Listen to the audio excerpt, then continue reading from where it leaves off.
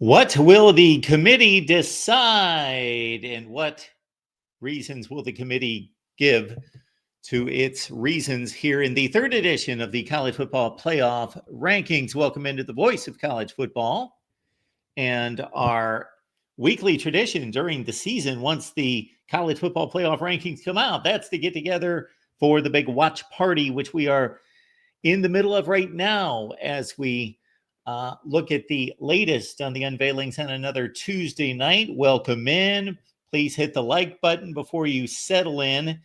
And of course, the call-in line has been placed there in the chat. So please give me a call right here at the Voice of College Football, and we will break it down as we get the unveilings here soon. Of course, some of the highlights around college football going into this third week of rankings over the weekend. Colorado won. They beat Utah by about 4 touchdowns. And of course, the Buffs control the Big 12. We've got a huge game with Arizona State taking on a BYU team that has now lost a game, and now their future is uncertain.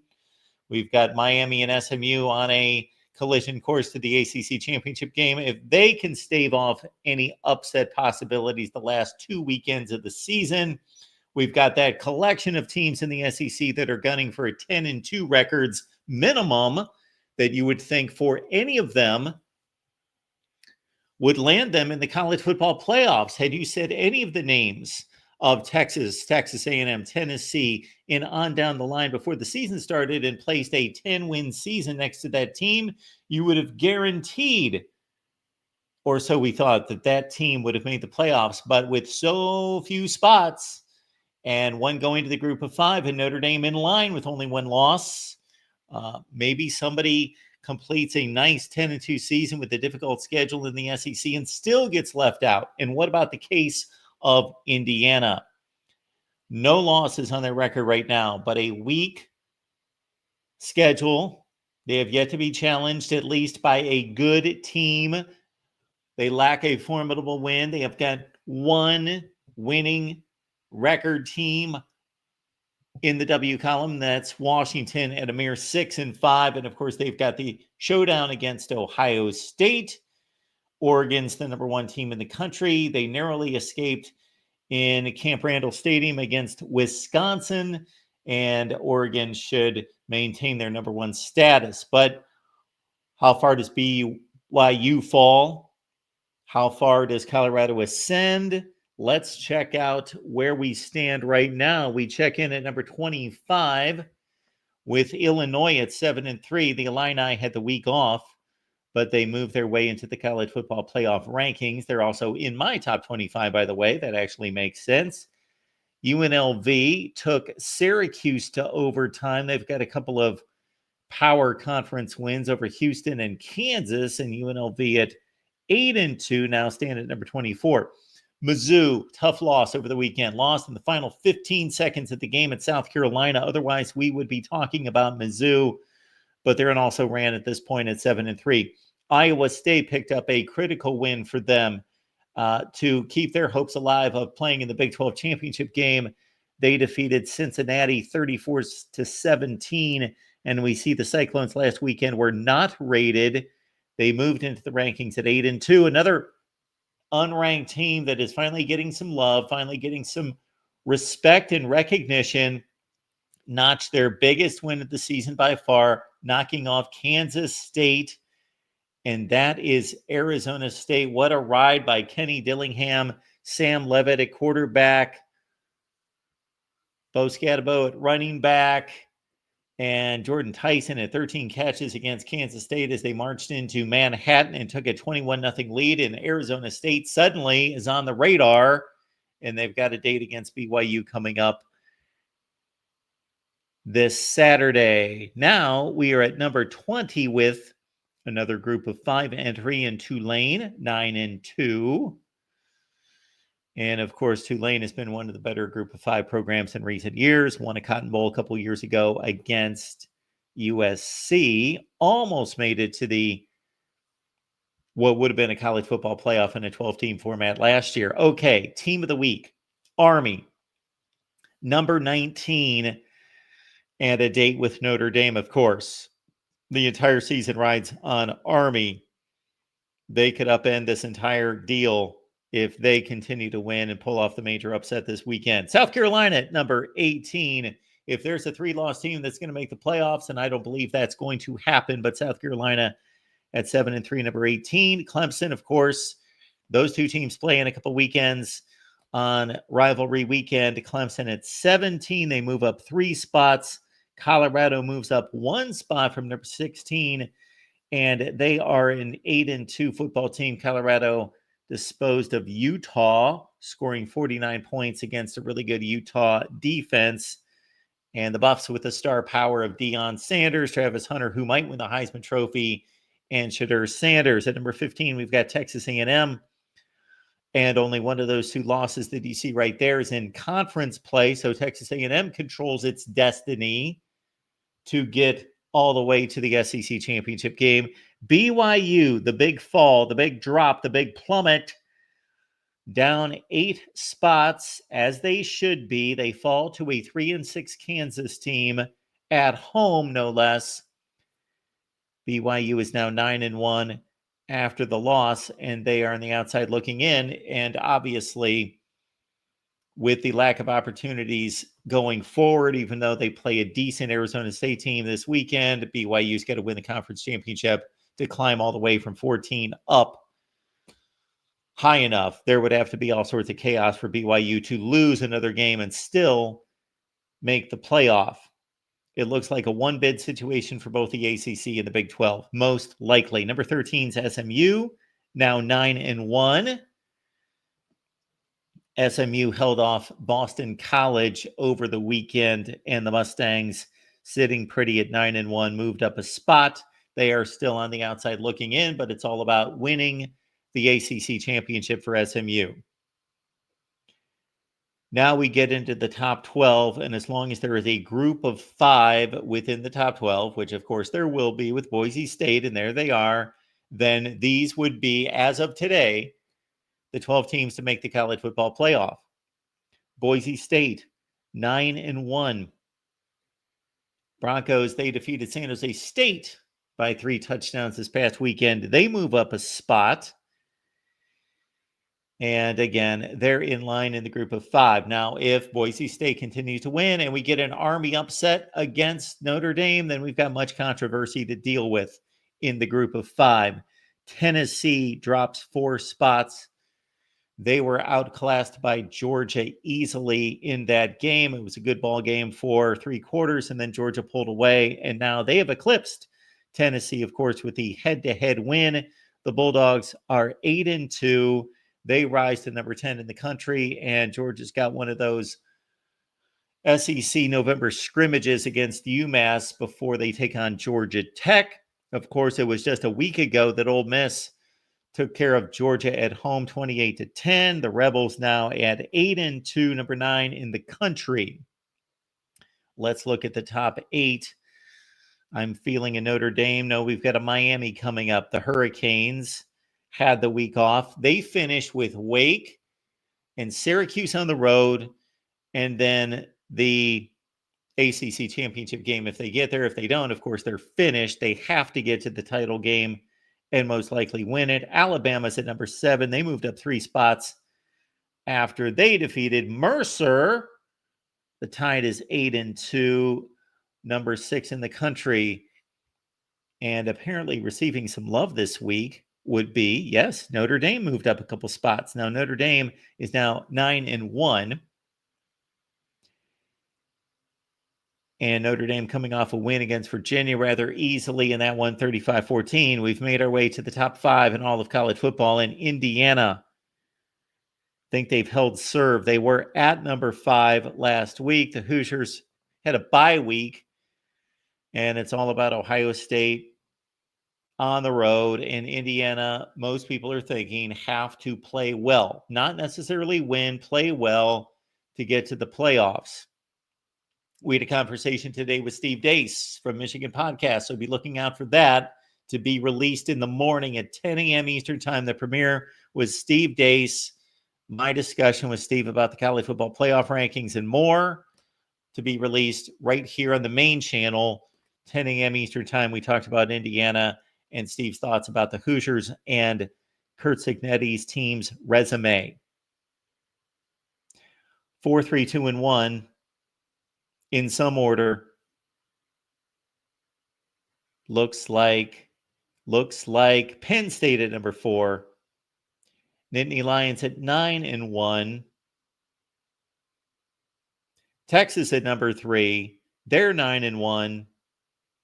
No movement between those teams from last week to this week. Penn State beat Washington over the weekend. No, that was 2 weekends ago. Let's see. Penn State's latest win, yes, against Washington.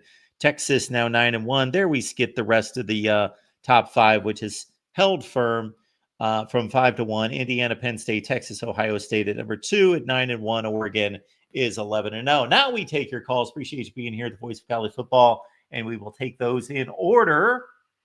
We got our buddy Michael on the line. Michael, what's going on? Hey, Mark, good evening. How you doing, sir? I am doing just fine. What's going on with you? Not much. Was you kind of surprised BYU fell that far? No, they lost a game to a 3-6 Kansas team. They lost at home. They also had some close calls before that obviously factored into the ranking before this particular ranking. But we also have to look at what teams have done on a particular team's schedule going backward. So it's not just an evaluation of what did this team do this weekend. It's about what does their schedule look like and what happened. So, for example, Louisville lost to Stanford this weekend. Louisville's not even in the rankings. Well, they were last weekend, Yep. And they had a nice, solid resume with only 1-score losses against Notre Dame, Miami, and SMU. But now Louisville loses a horrible game against Stanford, and that draws back all the resumes of Notre Dame, SMU, and Miami. To what extent the committee looks at that, but they have told us that they do look at that, much like I do as well. Mm-hmm. My thing I'm trying to figure out is what happened with SMU when they ranked. Was it that bad loss or somehow? Because I'm trying to figure out how they're the outside looking in right now. Well, there's also a eyeball factor in this, and I think that's hurting SMU. Why it's hurting them, I don't know, because I think they've played really good football. Now, their loss, of course, going all the way back to September against BYU, took a hit with BYU losing, so that's not as superlative of a loss. Mm-hmm. So they took that hit. I'm trying to think who else would. Well, I just noted the Louisville game, so that's not as good a win. They had a ranked win out of Louisville just a week ago, and now they don't any longer. Okay. The other thing I'm trying to figure out is what is it going to take for? Does Arizona State still need help to play in the Big 12 championship, or you think it's pretty much going to be BYU and Colorado? Arizona State plays BYU this weekend.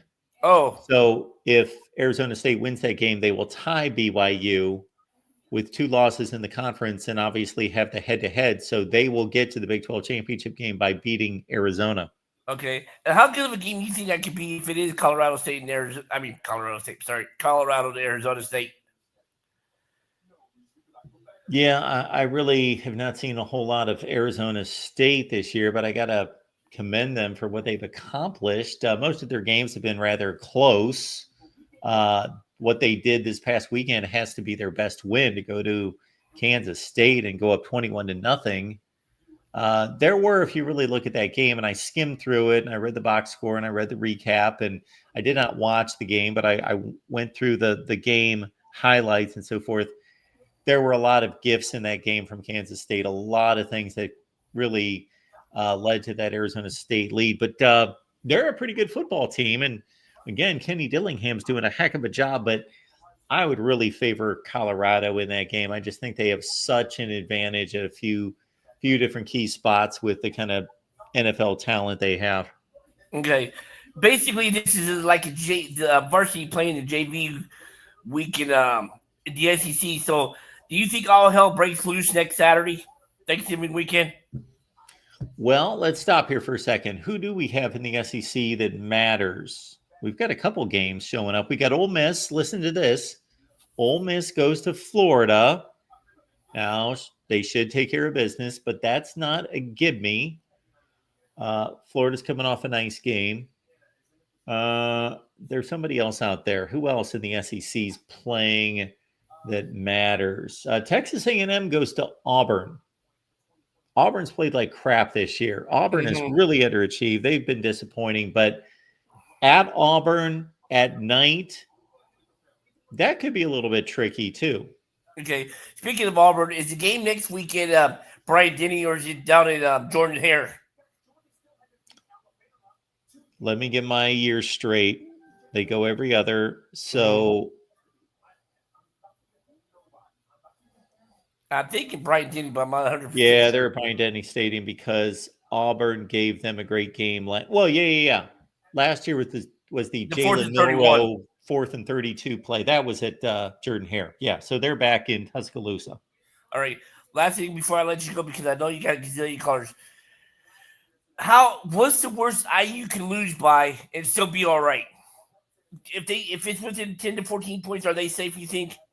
Well, I know you got to frame it in terms of a point total and a point spread, and I get that, Michael. I hope the committee's smarter than that. I hope they're really watching the football. You know as well as I do, watching as much football as you do, that it could be a great game. It could be a 3 or 1 score game, let's say, and we're going into the final 10 minutes of play, and then Ohio State scores a couple touchdowns and wins by 21 when it was really well played for the first 50 minutes. Or it could be Ohio State races out 21-0 and then coasts from there. So I hope they're not just looking at, but I get your point. I get where you're going. I think that if they play within 2 scores, I think that if Ohio State, then it's going to somewhat matter that Ohio State completes the season against Michigan, goes to the Big Ten championship game, and at least doesn't get blown out. And whether they win or lose, I think that that's going to solidify Indiana's spot. Okay. Last thing before I let you go. You've done these a few years in the past, but is there a chance you might live stream a game? Like you've done in the past? Oh, do some watch parties? Yeah. Yeah, I guess we'll think about that. I guess if I could take some kind of poll and get a positive reaction of people wanting us to do that. For what games do you want that? I would think the first one would be Saturday at noon. Oh, Ohio State, Indiana. Yeah. I got you. Yeah, so I just try to watch multiple games, though, is my approach to all this. But I appreciate the suggestion. Yeah. All right. Mark, thanks for and I know I said I was going to DM me about the book, but I haven't got a chance to because I've been a little bit battling allergies and stuff like that, but I will do that here for you. Thanks for taking my call, man. Appreciate it. I appreciate you, Michael. Thanks for calling. Thank you, man. See you. We will get another link here in the chat. Give me just 2 seconds and we'll take your call. So once again, the link, I guess the only place the link is at the beginning of the live stream. So that's my issue. I should get that placed in the video description and on X, but there it is. We got Will and D checking in to talk college football playoff rankings. Will, what's going on? 2 more games, Mark. 2 more games. Okay, I got nothing out of that. Can you hear me, Mark? We're starting to hear you a little bit better. All right, I know. I always have my headset mixed up sometimes. But 2 more games, Mark. 2 more games. Yeah, you're knocking on the door. I'm confident. Like, obviously, I have a ton of respect for the student athletes of the Army Academy and everything they do. I just feel like with how good the Notre Dame defense is playing, they shouldn't have much trouble with the Black Knights. I could eat my words, but just the level that this defense is playing, I'm feeling pretty confident. Well, I was looking at it last week, and I'm going to have to update the stats, but I was thinking, okay, let's make a comparison between Army and Navy because of the styles of play and all the obvious things. And statistically, Army is so much better than Navy. Obviously, Notre Dame crushed Navy. Navy didn't play a good game, but they shot themselves in the foot over and over again. Yeah, it was a combination that even if they didn't shoot themselves in the foot, they're not anywhere close to Notre Dame. But they did shoot. They did not play a good game. But Army's been a much tighter team. been more dominant, but Navy plays a tougher schedule. So it's difficult Mhm. to evaluate. But if you really go through the stats, Army should be a better team. Mhm. I think that's reflected in the point spread too. It's what, about 15? 14 and a half. Okay, so it's not necessarily a joke of a point spread. I think the Navy Mhm. game was north of 20. Mhm. So, yeah, I will be surprised if it's a close game, but I don't think it's going to be a joke of a game. Mhm. Yeah. And Mark, who do you think uh do you think that the Big 12 champion will be better than Boise State, do you think? I'm just curious on what your opinion is. Do you think that Colorado, I guess you would have Colorado. I do think Colorado is going to win the Big 12. Mhm. And I do think that they're going to win their last two games against Kansas and Oklahoma State, win the Big 12 championship. So that's going to put them at 11-2. I think the committee has to keep them ranked above Boise State. Well, they're not ranked above them now, but Mhm. as soon as you tack on those 3 wins versus what Boise State's going to do in the final 3 games, I just think that you've got to honor the more difficult schedule. Even though Boise State's got that impressive performance against Oregon, and that's a heck of a performance, I think that Colorado is going to surpass them. Yeah. Mhm. And I'm just gonna go against Drill MVP's anti Notre Dame rhetoric that he said. I don't know if it was Saturday night. I think it was Saturday night where he was saying that every time Notre Dame's in the playoff, they get blown out. Well, you got to look at the teams that Notre Dame was playing against the playoff, like 2018 Clemson and 2020 Alabama. Like almost like if you look at their championship game, those weren't close either. So No. like, and you look at Notre Dame against like the not Nick Saban, God tier, Dabo level teams. Yeah, And I those think, were great teams. And the 2012 BCS championship yeah. team from Bama. Mm-hmm. True So enough. like, yeah, I mean, You're I know sticking it's up for your guy they BK. were. I mean, yes, they were pathetic performances, and I feel like BK could have had them more ready. But especially 2012, especially 2012, like that game should not have been like 3 scores. That game should have been 3 to 4 scores. It shouldn't have been just that dominant. Yeah, that was a demolition. And I still remember Yeah. what Brian Kelly looked like at halftime. He just looked like he was shell shocked, like he just did not see it coming and it was just And the stunned. biscuit, that's just that's just not true. Like even if Notre Dame were to lose the game, like it would not be smoked by these 2 lost SEC teams. Like if they lose, I would be shocked if Notre Dame loses by more than 2 scores to any of those SEC teams.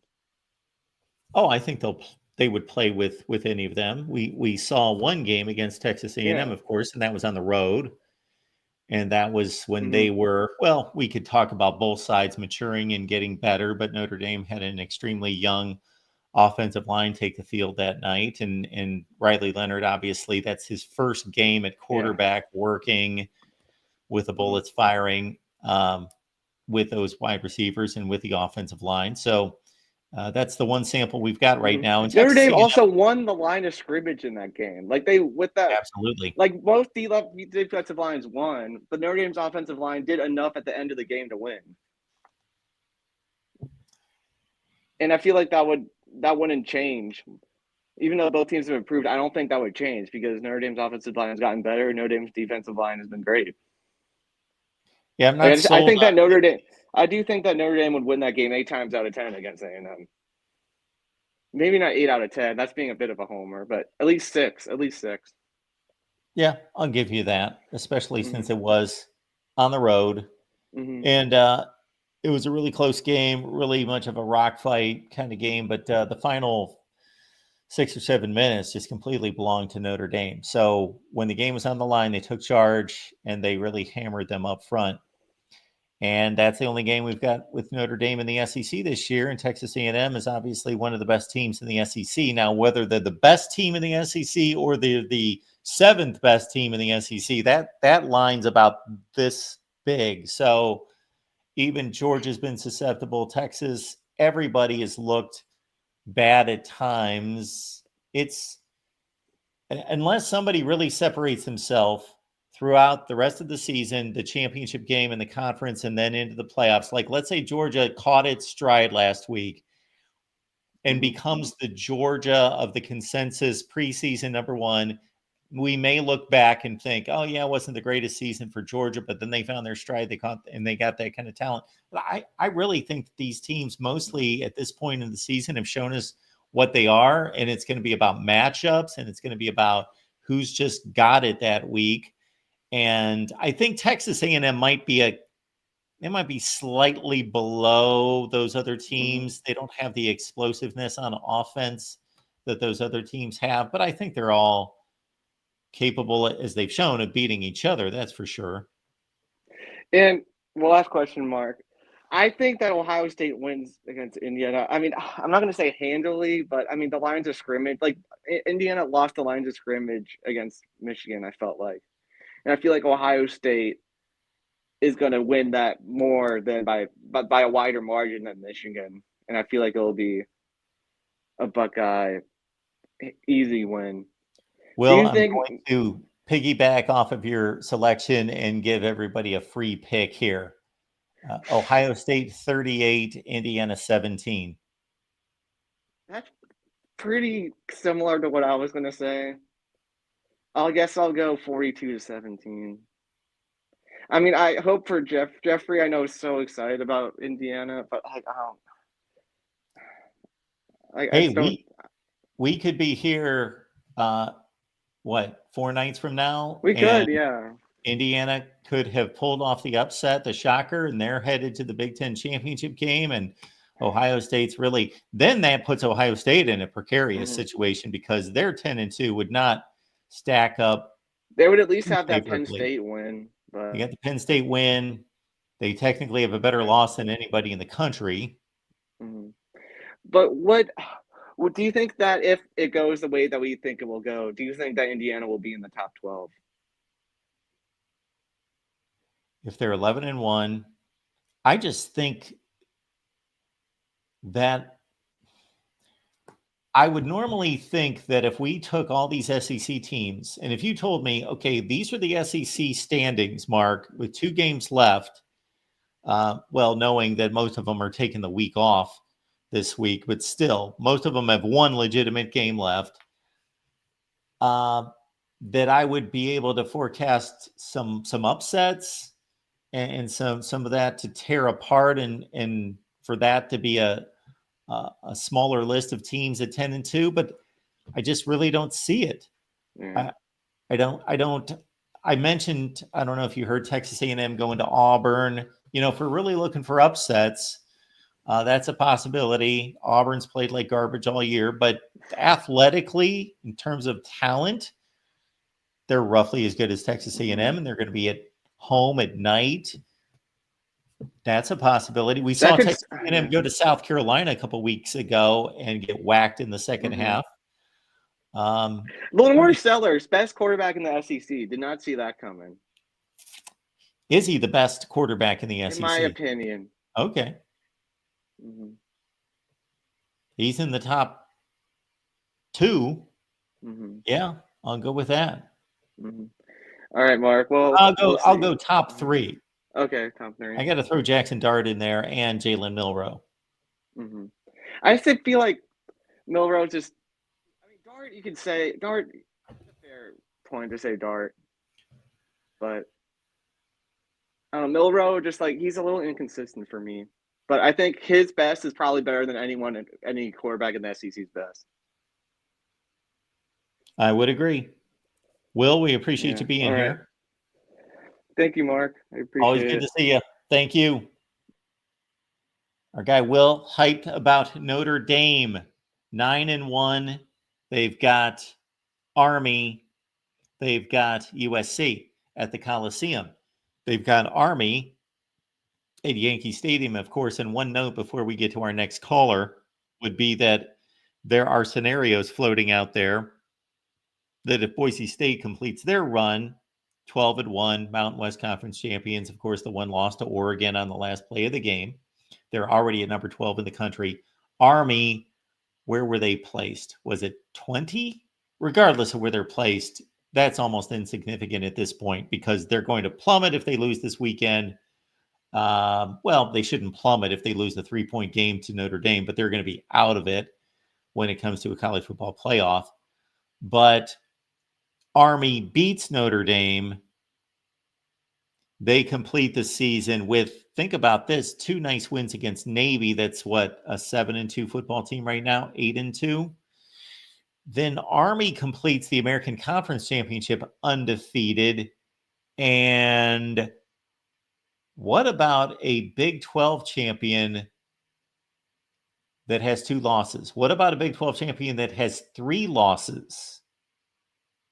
So any of these teams playing this weekend, especially Arizona State and or Colorado could still lose a game, get to the Big 12 championship game, win, be 10-3, match that up against a undefeated Army team as a conference champion and 12-1 Boise State as a conference champion. That knocks the Big 12 champion out of the bye situation. They still get the automatic berth.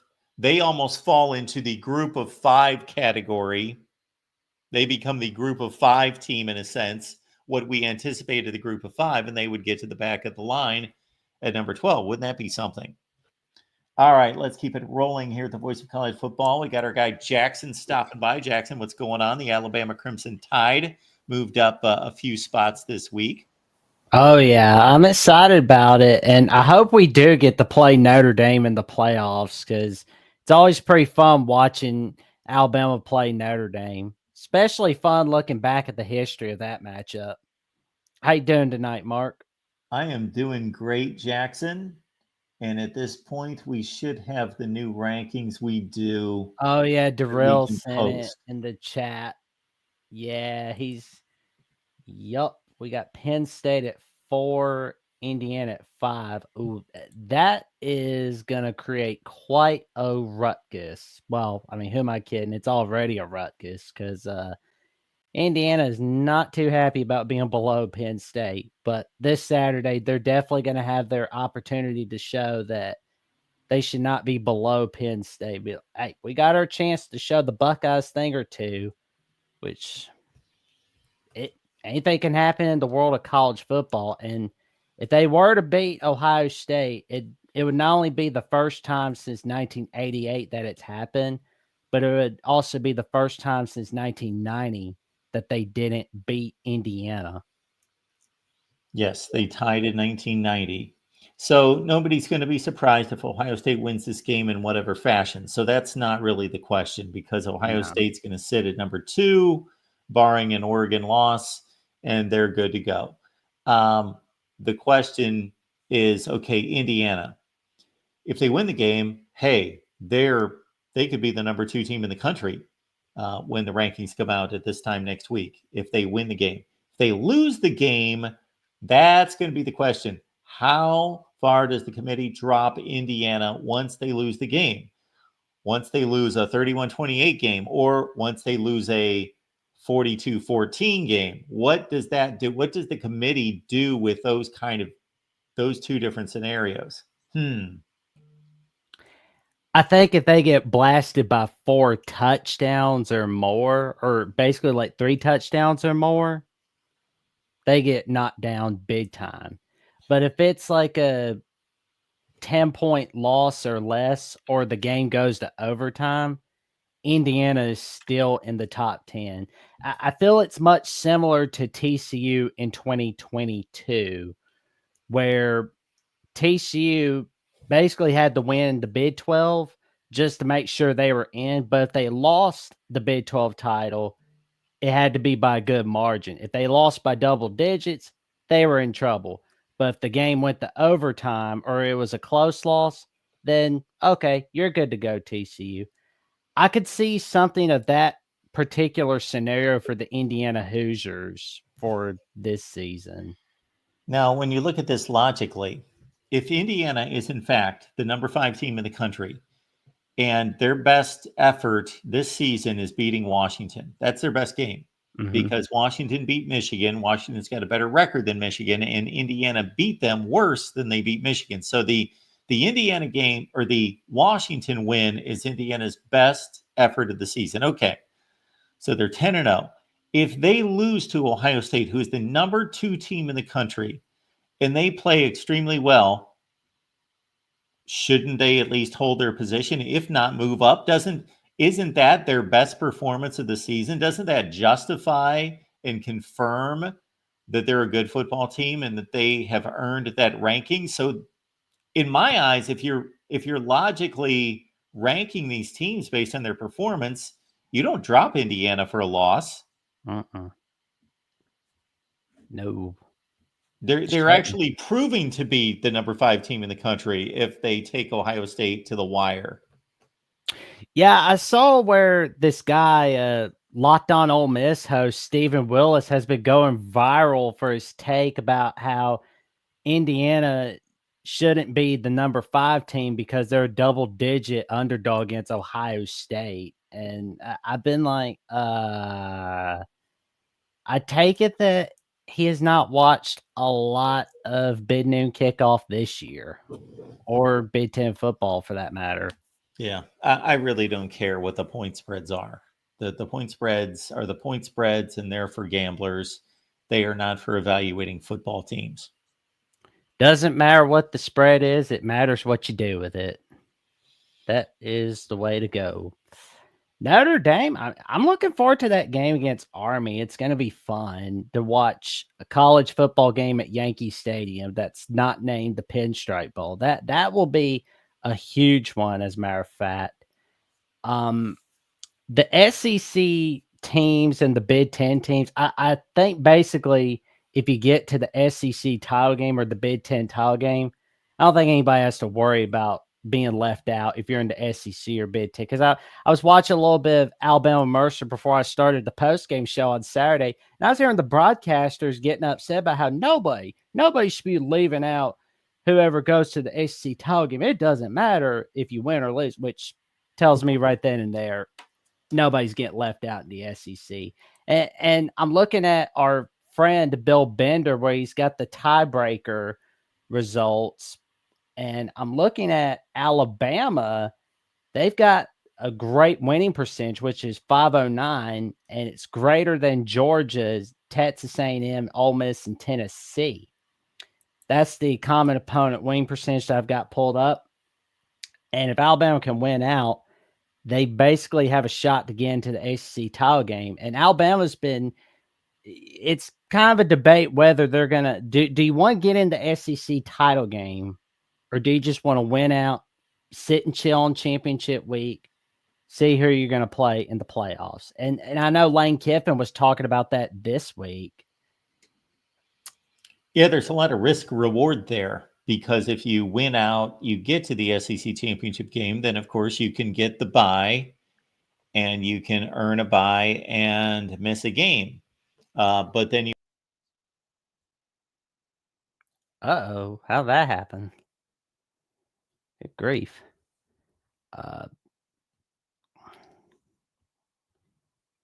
Where did he go? Where did he go?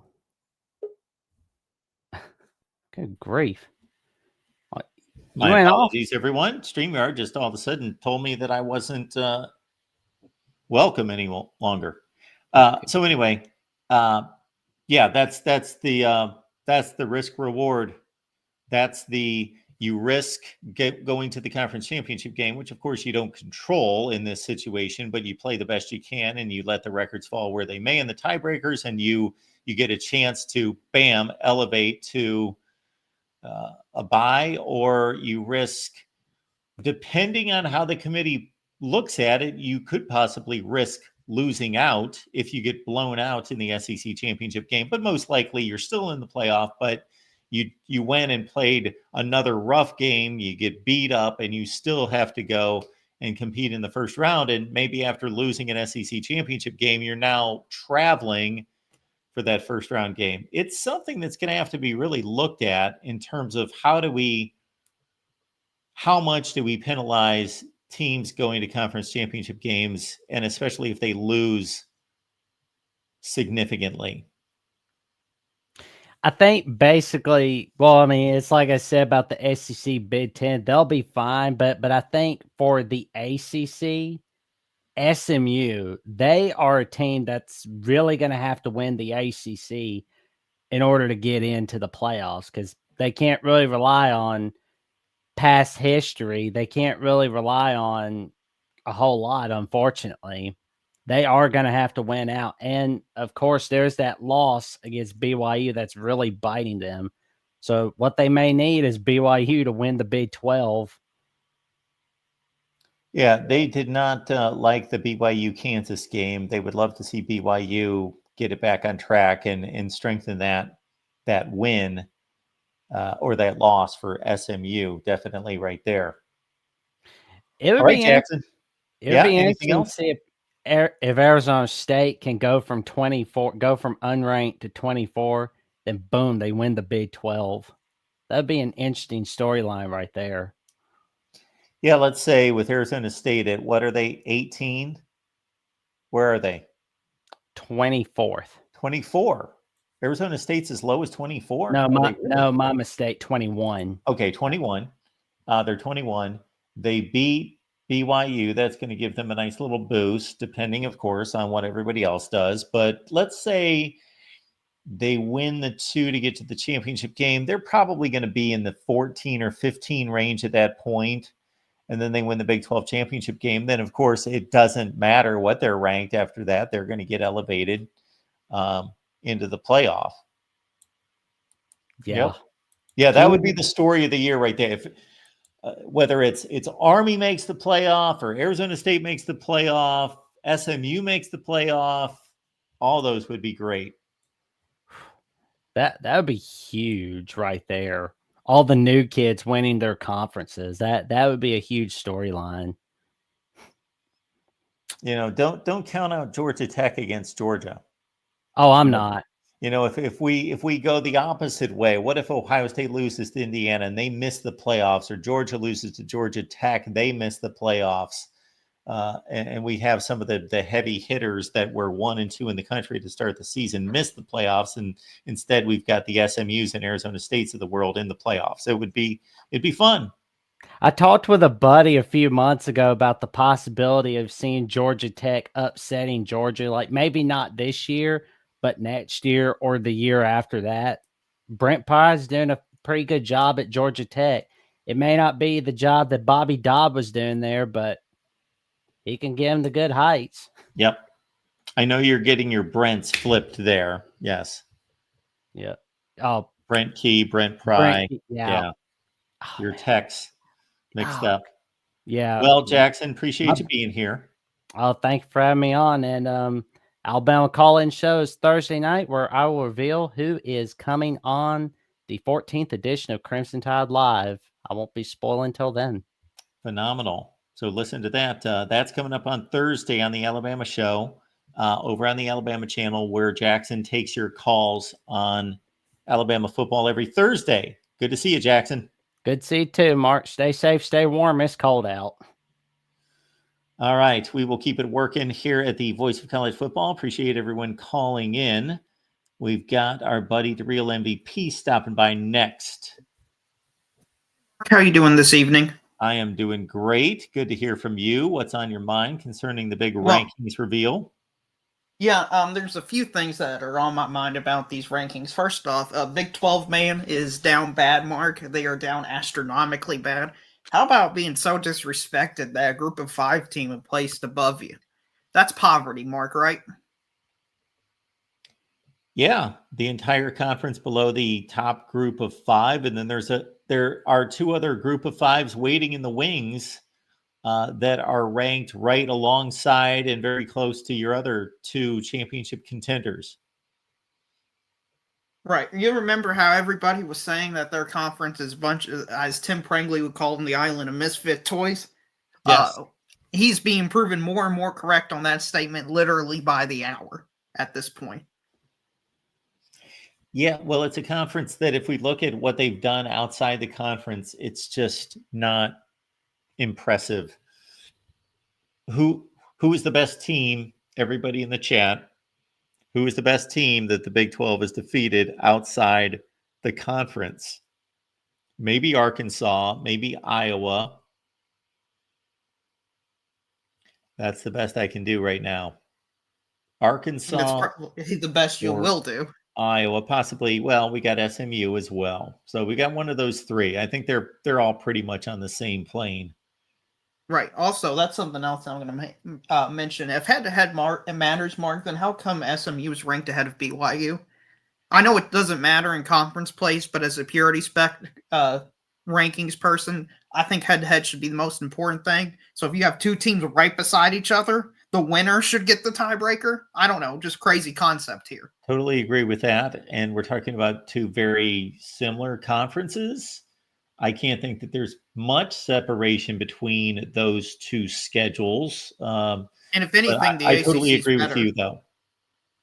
Yeah, and if anything, the ACC is better than the Big 12 this year. Certainly better at the. It's certainly, I believe, better at the top. I don't know. Maybe they should play. I would like to see some of those games. Right. But something else, Mark, that also grinded my gears with these rankings was Miami. I have no idea what the committee's doing with Miami. So last week they were ahead of the four SEC teams, the hodgepodge. This week they're in between Alabama and Ole Miss, Georgia, and Tennessee. I didn't even realize there was this gap between Alabama and the rest of the three teams. I don't see how that's justifiable. Okay, so Alabama jumps 3 spots, surpasses Miami on the strength of a win against Mercer. I'm trying to think what in Alabama's past would warrant, of course, the win against Georgia. So that boosts their resume. However, Georgia beat Tennessee, who beat Bama. So that almost counters that evenly. And Ole Miss also did beat Georgia, by the way. Sure, Ole Miss beat Georgia. But I'm just talking about what in Alabama's past, what in their past schedule has changed in terms of the perceptions of those teams that would cause to happen what you're outlining here. Well, you want me to tell you my conspiracy theory, Mark? Sure. Okay, so based on the SEC tiebreakers, it seems like the winner of Texas and Texas A&M is going to get in, and Alabama's getting in. So what this is setting up for is if Texas beats Bama, Alabama with 3 losses would still make the college football playoff. That's what I believe these rankings are telling us today. Yeah, and it reminds me of other scenarios in past years in which the committee has certainly played the. Well, I don't want to give them too much credit. I was going to say chess, maybe checkers, to set themselves up and to fit their narrative and get to the conclusion that they want by doing similar moves.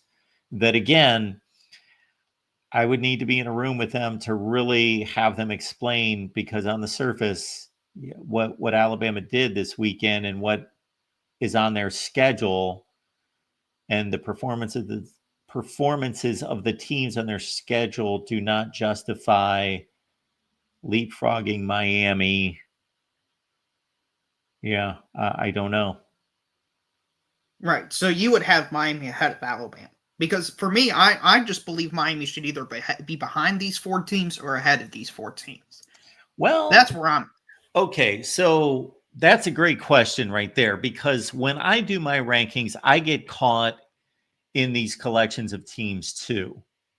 And this is the season that it's these 4 because of the obvious games against each other and the round robin of wins between these teams. So they all have the same record. They all play in the same conference. They play very similar schedules. And then, of course, you've got multiple games between all of them that ended up in different ways. And so you can't justify, or you can't honor the head-to-head. It's impossible. because you got too many cross-sectional wins between the four. So it makes sense that you're evaluating them to be so close that you either say, we're going to honor the team with the better record, Miami at 9-1, and elevate them in front of this pack, or we're going to honor the schedule strength of the pack of four and drop Miami below all of them. But the committee is choosing to super analyze. Apparently, they're either doing what you're talking about and they've got an ulterior motive, or if we want to trust them, they have sliced and diced these resumes to such a degree that they have been able to they've been able to wedge Miami in between Alabama and Ole Miss, and somehow justify that Alabama's got a better resume than Miami, but Miami is a better resume than those other three SEC teams, one of which beat Alabama, one of which played to a one-score game against Alabama right down to the wire in Tuscaloosa. And obviously we're talking about Georgia, who also threw around Tennessee this past weekend and did the same to the number 3 team in the country. Yeah, they also destroyed Clemson, a team in their conference Yes. that they might be playing for the ACC championship game. Yep. So I would just love to see the committee's explanation for that discrepancy, because I can't, what is Miami's best win as of right now, Mark? Miami's best win is Duke, 7-3. Does that come anywhere close to the other teams we're talking about? No. And what's their loss? They lost to a 6-4 Georgia Tech team. Right. The only loss that's comparable is the Arkansas loss. Yes. So they have the worst win and arguably the worst loss. Ole Miss lost to Kentucky. Okay. Fair enough. So they have arguably the second worst loss and definitely the worst win. But yet they're ranked ahead of 3 of the SEC teams. To me, that doesn't make any sense. Because what this is telling me is we're going to look at the record and we're going to weigh these cupcake games more than the strength of schedule. I'm sorry, Georgia's got the number 1 strength of schedule. Does that matter? Georgia's played 3 top 20 teams on the road. Georgia went out, scheduled Clemson, and beat the absolute soul to will out of them. Does that matter? Or are we just supposed to play Mercer, San Jose State type teams and just get rewarded for that? What are we trying to do here? Yeah, they're rewarding a record is what they're doing. Right, and Josh Payton, he mentioned something about the rankings. I don't know how much Josh Payton you watch, but I believe, he's connected. So when he says things, I believe he says them with intentionality. He's like, you all maybe doubting the SEC, but there's a chance they split. He was mentioned about how the SEC could get mad and be splitting off from the rest of college football because if they don't get their way, and this is all just a farce. And I'm looking at these rankings, and I'm like, if you're Greg Sankey tonight, how are you going to tell your Ole Miss and Georgia, well, shoot, you got to play top 10 teams on the road, but look at Miami. They're playing Duke, Wake Forest, and these cupcake teams. It's just fundamentally not fair to the SEC and Big Ten that we have to go through this, sweating it out. When you got teams losing to trash cans and beating up on trash cans week in and week out. Well, for as long as you have conference disparity, you're going to have this, because what is Miami supposed to do? Go out and schedule 3 non-conference games against Michigan, Texas, and Oregon. So they're going to play their conference, and there is no way to separate yourself by wins and losses. Like, the best teams in the SEC are going to be minimum 10-2. The top 3 or 4 teams in the SEC every year are going to go 12-0, 11-1, 10-2. So you can't expect a team to go undefeated. So what you're asking Miami to do is go 11-1, and you're still going to make a preference for the 10-2 SEC team. So you know what? You understand what I'm saying? That you've given them no. This isn't the basket I made, Mark. This is leeway. The basket that the ACC has put them in. This isn't my choice.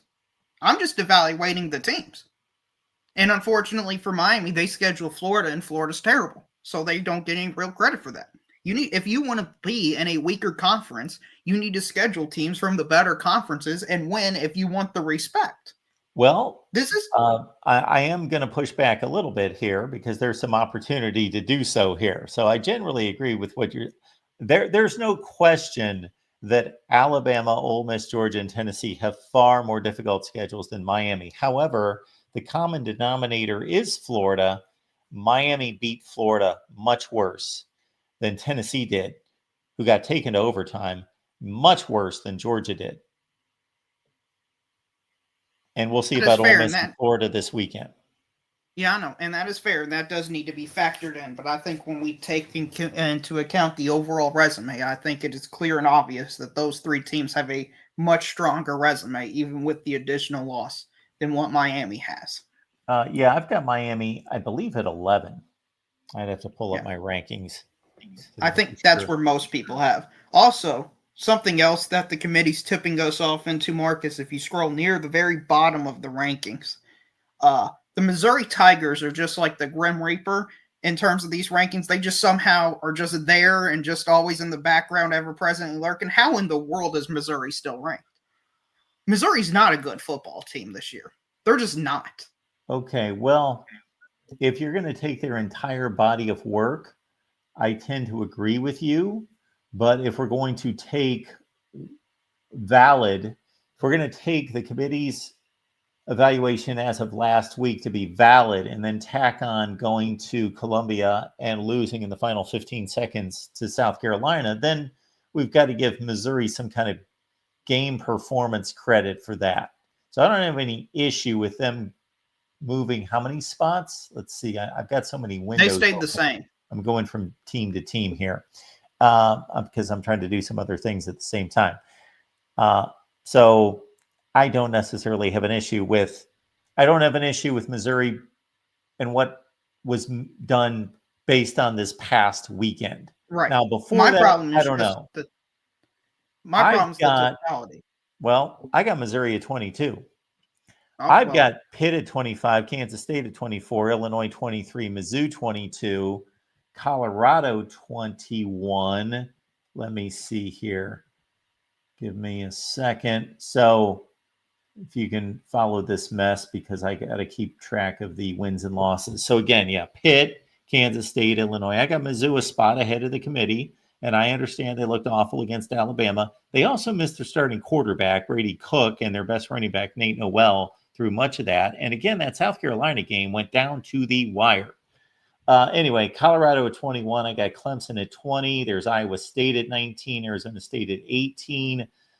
I've got South Carolina at 17, despite the 3 losses. I think they're really good. Army at 16, Boise State at 15. And then I come in with SMU. Again, I honor the win by BYU. They're at 13. There's Texas A&M at 12. I got Miami at 11, Notre Dame at 10. Then this is how I come through with that SEC pack. I've got Bama 6, Ole Miss 7, Georgia 8, Tennessee 9. And then my top 5 are different, obviously, than the committee. right, but you've got for the SEC 4, you've got the exact same order as the playoff committee. It's just they inserted Miami somehow right in the thick of it between Alabama and Ole Miss, which doesn't make any sense to me at all. Yeah, I think I explained this, but just to be clear, I did my best to think I can't just move these teams together as a 4-pack, just do it. And I looked at the Miami situation in particular and Notre Dame to say, is there a reason? Is there a reason to separate these 4 and wedge in another team that I can justifiably say they have a worse resume than those 1 or 2 or 3 teams, and they've got a better resume than those 1 or 2 or 3 teams. Therefore, they should be wedged in there. And it was impossible for me to separate those 4 teams from the SEC because they've just been their resumes are just so similar. Correct. I completely agree with you. Now, I saw we got a super chat, Mark, with Dave. He's believing the Missouri thing is just another example of SEC bias, Mark. Yeah. So, Dave, appreciate you being here, Minnesota Dave. How in the heck is Missouri still ranked? Can you say SEC bias? I know you could. So, do we want to look at Missouri's resume versus Illinois, who is also 7-3 and ranked right behind them? Like, do we think Illinois' got a great resume? Who else is 7-3 that's got some kind of great resume? Syracuse.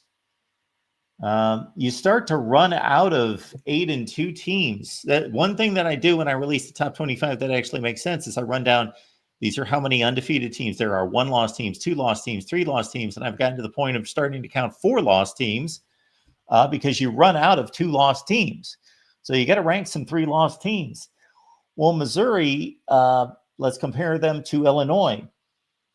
Missouri beat Oklahoma, Auburn, Vandy. It's more about Missouri playing some decent teams and losing than it is winning, granted. But Illinois' beaten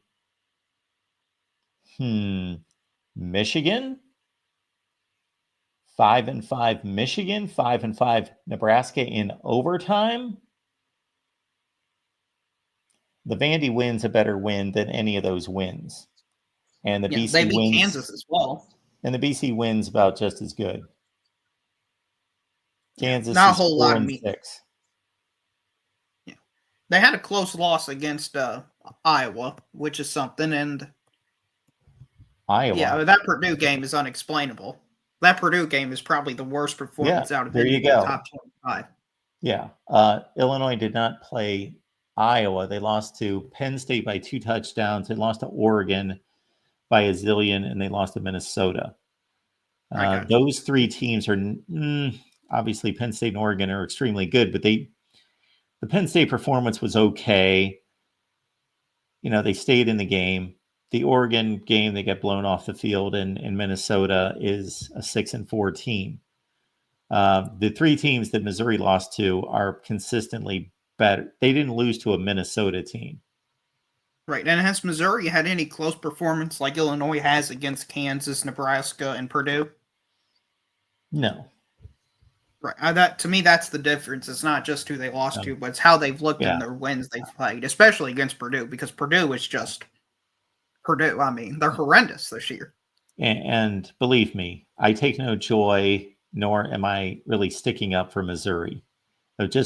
If you start to look through this and then you go off of that 25, and so the teams after 25, this is not how I have them ranked. I've got them grouped by how many losses they have. Syracuse and Duke are the only 2. They're the only 2 teams in the Power 5 that have 3 losses after that. Then you're starting to dip into 6-4 teams. So it's difficult to keep Missouri out of the top 25 unless you want to throw in a bunch of 4-loss teams. Should they be replaced by Duke or Syracuse? I think you made a good argument, Mark. I didn't think I could change my mind on this, but you've changed my mind. These teams start to beat each other at this point in the season, and they just accumulate mediocre records, and there's nowhere to go for a sterling 8-2 team to finish out your top 25.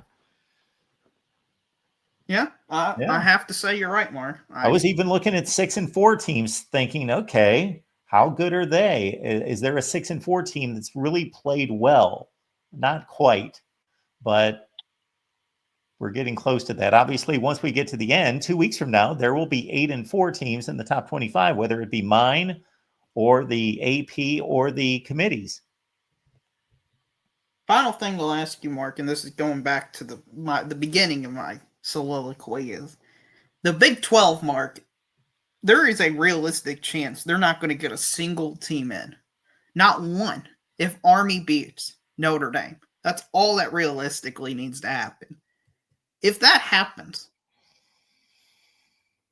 I feel like that's detrimental to the sport because you're telling one of the Power 4 conferences in the first year of the system that they don't matter. I mean, we know the Big 12 doesn't matter, but it's nice for them to think they matter.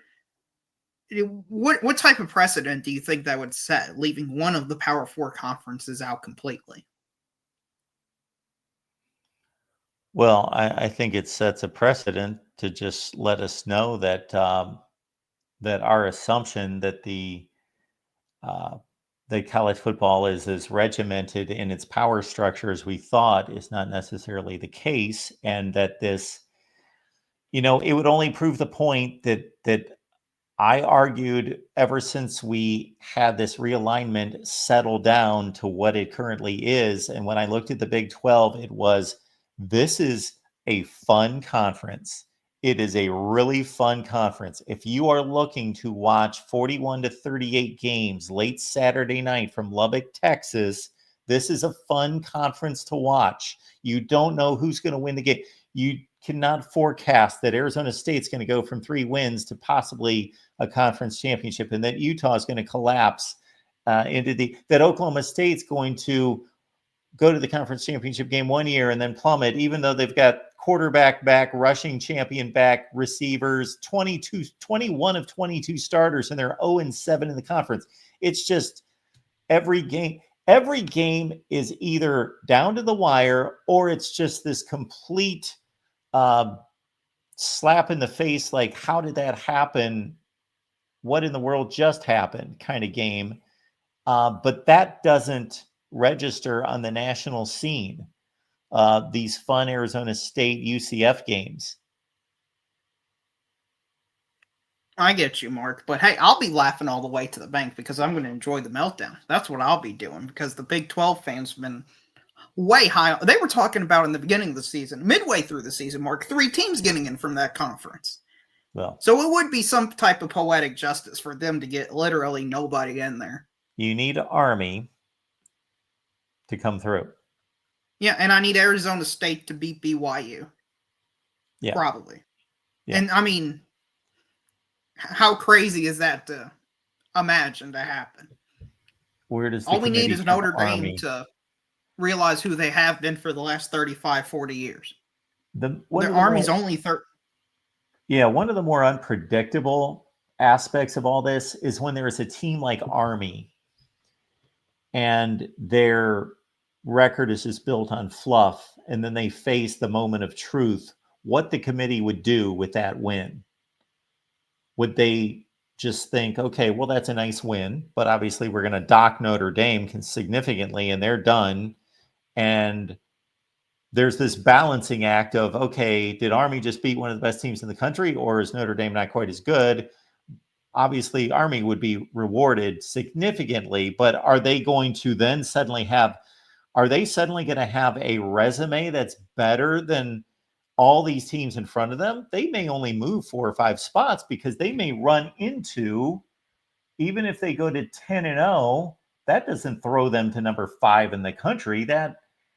I just need them to get to 14. That's all I need, is to get them to 14. That's about where that hits. Yeah, they would probably run into SMU. Right. I just need them to get to 14, and then I'm safe. It's not like I need them to get even to 10.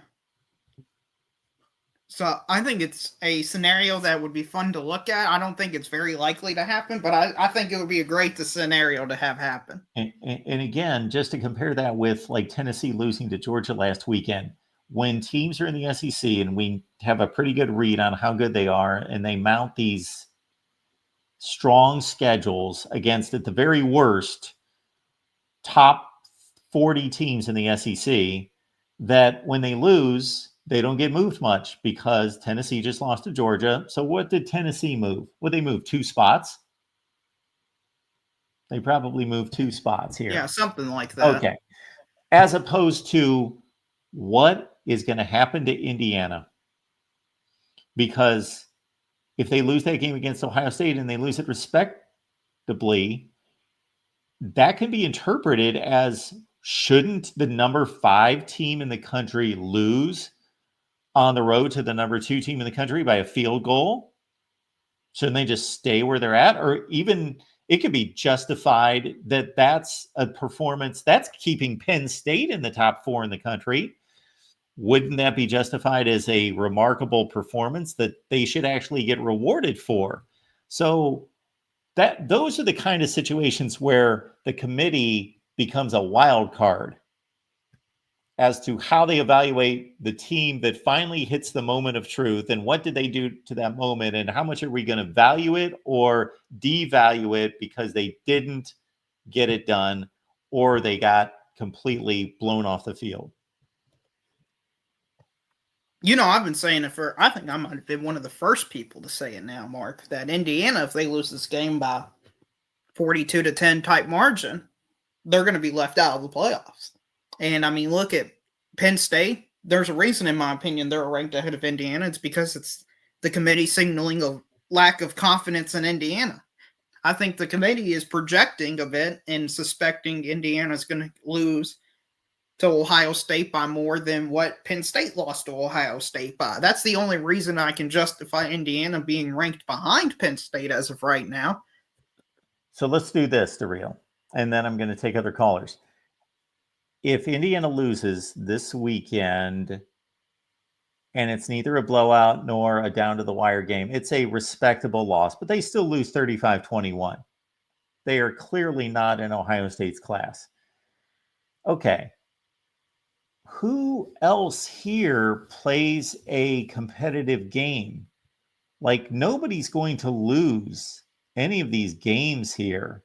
Like this SEC pack, let's say Notre Dame gets by Army, all that. Indiana's going to drop behind.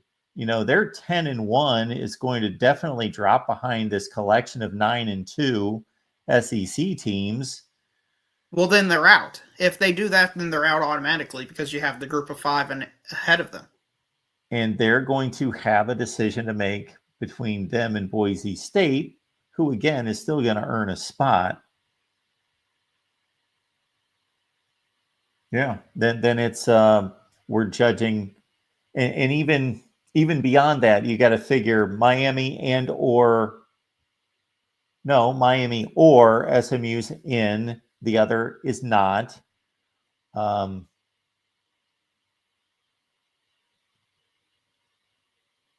Yeah, it's sad to see for Indiana, but unfortunately, when you play nobody in your conference, and when you have these conferences be so big, and you play, I think I saw a stat, they play 7 of the 8 worst Big Ten teams this year so far.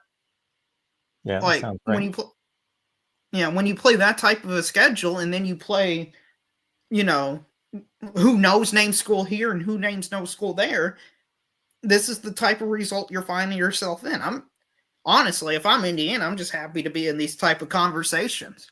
And I think the final thing I'll say, and I saw this, one of the reasons last year Florida State was left out of the playoffs, I saw an article by Dennis Dodd wrote it, and he got an anonymous committee member to say one of the reasons Florida State was left out of the playoffs was because they said, do we really think Florida State a national championship? And they all said no. Or they said no. I don't know if they all said no, but that guy said no.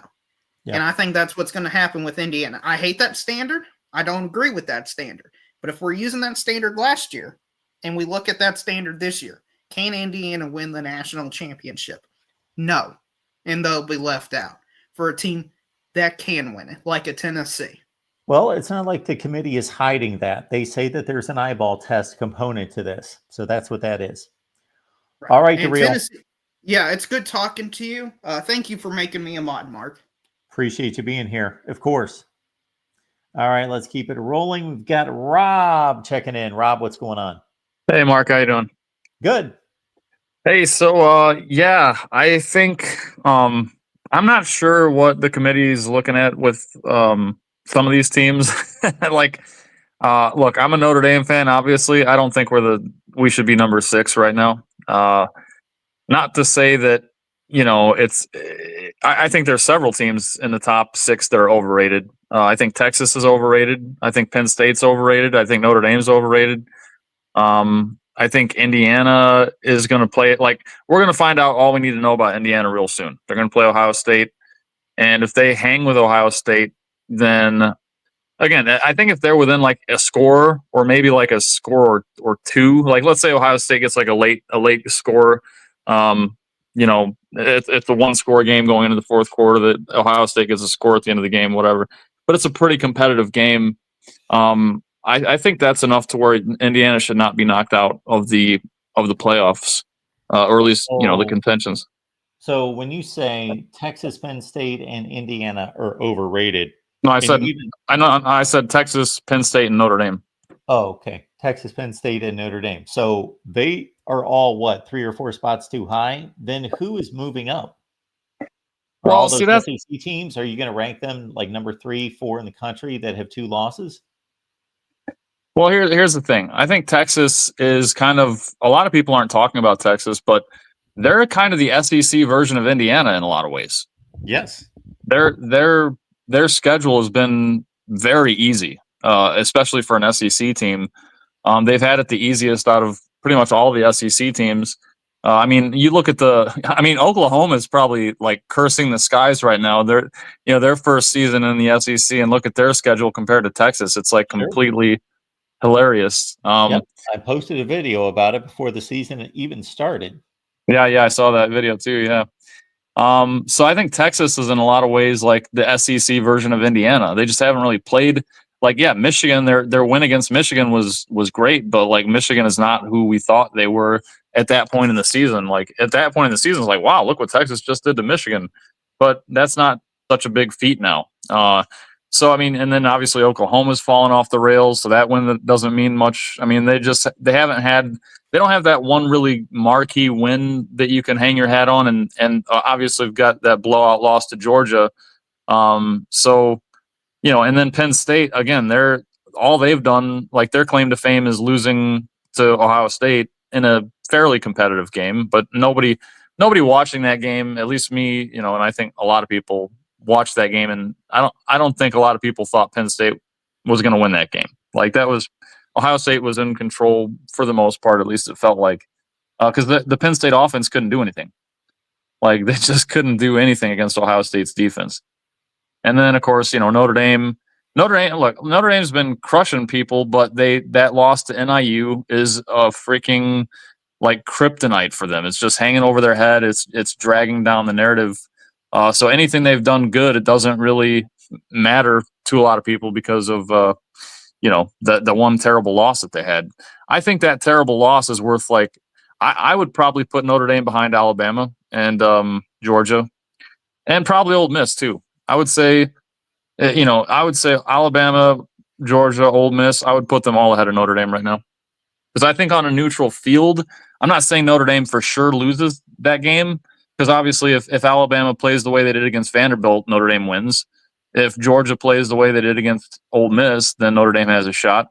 But I think overall, like any given Saturday, I think on average at a neutral site, I think those teams probably beat Notre Dame in a fairly competitive game. That's just my opinion. Yeah, I would tend to agree with you. I would take Alabama and Ole Miss and Georgia over Notre Dame. Maybe not Tennessee. That's probably where I'd land on that. Honestly, Ole Miss to me is they're a couple of plays away, and this is like a cliche thing, but they could very well be undefeated right now. I mean, they really blew that LSU game, which is inexplicable to me as much as LSU has fallen off the map. But I mean, Ole Miss, they're to me the scariest team in the SEC right now. Like if I'm Georgia, if I'm Alabama, I don't want to play Ole Miss. Yeah, I mean, obviously we saw what Ole Miss did to Georgia, so that's kind of a silly example. But yeah, I mean, I think right now Ole Miss is peaking at the right time, and they're going to be a scary team going into the playoffs if they can hold it together. Yeah, they're in good shape. They go to Florida. That's not going to be a cakewalk. It could be a tricky game this Saturday. Then they've got their rivalry game, but Mississippi State's the worst team in the SEC. So they should be fine. Right. Yeah, and going back to what you said about Missouri, I agree with you. I think Missouri should be ranked. I didn't think that probably last week, but after seeing what they did to South Carolina, very competitive in that game. I thought they were going to get the doors blown off. I thought South Carolina was going to eat them alive, and that just didn't happen. And of course, we saw what South Carolina was able to do to Texas A&M, and the fact that Texas A&M destroyed Missouri. It's the SEC is such a weird like circle jerk. I mean, every team has some kind of weird up over some other team in the conference. It's just crazy, which actually leads me to a point that I think the conferences are just way too big. They're just way too big, because this is why we're getting these kind of schedule discrepancies with teams like Texas having Yep. such an easy cakewalk through the SEC. And you got Georgia, who had an absolute gauntlet to go through, and Florida for that matter, and Oklahoma. I mean, some of these teams in the SEC are just having this ridiculous, gauntlet they got to go through. And same with the Big Ten, right? Like Indiana. Indiana didn't have to play anybody. Now they are going to have to play Ohio State. Thankfully for them, actually, because that's their one, that's the one thing that people can, if they win that game or are competitive against Ohio State, people will say, okay, well, they got their test. But other than that, I mean, some teams have just been cakewalking through these conferences, because these conferences are so huge that it's impossible to get like any really meaningful cumulative data. Creates two things: what you just outlined, as opposed to, let's say, the most recent best example of like scheduling is, of course, in the Big 12 with 10 teams playing 9 conference games. They all played exactly the same schedule. The only thing that could be separated was because they played 9 conference games. Some teams played 5 at home and 4 on the road. The other ones played vice versa. But besides that, everybody just so there was no discrepancy. Everybody played the same schedule. Even the Pac-12, as recently as them playing 9 games in a 12-team league, you're only missing 2 teams. Therefore, their schedules were very, you could make a discrepancy that, oh, so-and-so didn't have to play Oregon, something like that, but they were so close. But yeah, when you got 18 teams in a conference and you're playing 9 conference games, you're missing 8 teams. And to try to find common opponents, like I was looking at, I forget if this was in the ACC, and there are teams that hardly, I think SMU and Miami only have a couple common opponents, like 2 or 3. And so then that's what it creates is, well, the first thing, the highlight you were getting to was obviously the discrepancy in the strength of the schedules, which is not fair.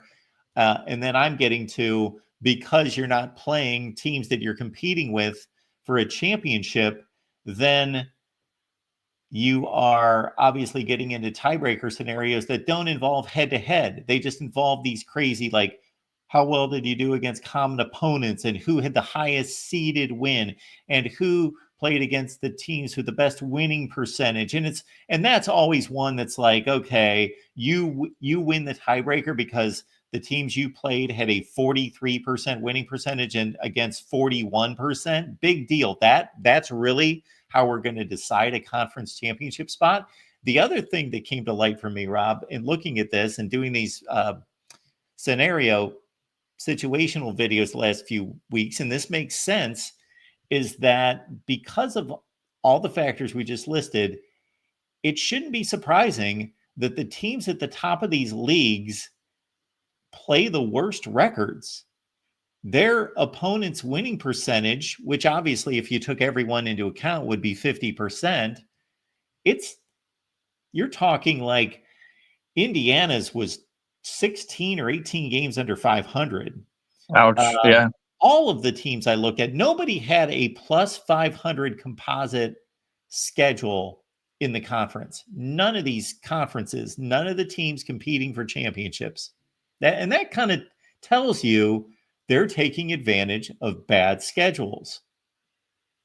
Yeah, that's eye-opening. I didn't realize it was that skewed in that direction. I wouldn't have guessed it either. Wow. Yeah. Well, and that's just, that's just how this goes. I mean, my eyes popped open when I realized that all these teams were moving to the SEC and the Big Ten, and it's basically like a Power 2 now, with obviously the ACC and the Big 12 kind of, trying to get a seat at the table as well. But we know who's really driving the vehicle there in the college football playoff committee. It's those 2 conferences, and they're just so big, and there's so much money to be made. It's kind of it's a bit of a shame, I would say. I mean, like you said, the Big 12, they're doing it right. I mean, if you could get every conference to have, that kind of level of competition. Well, they did. Yeah, they did it right before they expanded. Right. It's just you just wish, and people are going to be like, oh, what's this Notre Dame guy talking about conferences for? Well, I mean, I'm in favor of Notre Dame joining a conference at this point. And, you know, I'm okay with them. I mean, I'm okay either way. I'm okay if they don't, because that's tradition, that's history. And they've got to, like, in some ways, they're a little penalized because they're not in a conference, because they'll never be able to get one of those guaranteed, you know, conference championship buys. But on the other hand, I mean, like Lane Kiffin was talking about, when you're sitting at home, you know, while someone else has to go and sweat out a conference, you know, championship game, it's not really fair. Because if you lose that conference championship, and you were good enough to get there in the first place, it's kind of a slap in the face. I think Josh Pate and Danny Cannell were talking, and Danny Cannell said that he doesn't believe a conference championship loser should really drop in the rankings. And I kind of agree with him, because I feel like it depends, right? If it's a competitive game, I don't really think you should drop. Kind of like what you were talking about Indiana earlier. If Indiana loses to Ohio State coming up in this next game, well, like you said, Indiana's the 5th ranked team in the country. Shouldn't they lose to Ohio State? Now, if they get boat raced, that's one thing. But if they lose a close game, I really don't think they should drop much, because they are not ranked higher. It's not like they're underperforming at that point. And if they didn't drop much, let's say they dropped to 7, I wouldn't have an issue with that, even though I think it's completely logical to say that they shouldn't drop at all. Right. If anything, it justifies their ranking more than all their wins. That loss would justify how good they are more than winning those games. I think you're spot on with that, Mark. I think if they're in a close game, or you know, or like I said, as long as they're not boat raced, I don't think they should drop, because that, just like you said, it proves their ranking. Okay, yeah, they weren't as good as number 2. They're number 5. They lost a competitive game. Why should they drop? It's how the committee basically foresaw that happening. Yeah, beating Michigan State like everybody else is in the Big Ten does not prove that you're one of the 5 best teams in the country. Right.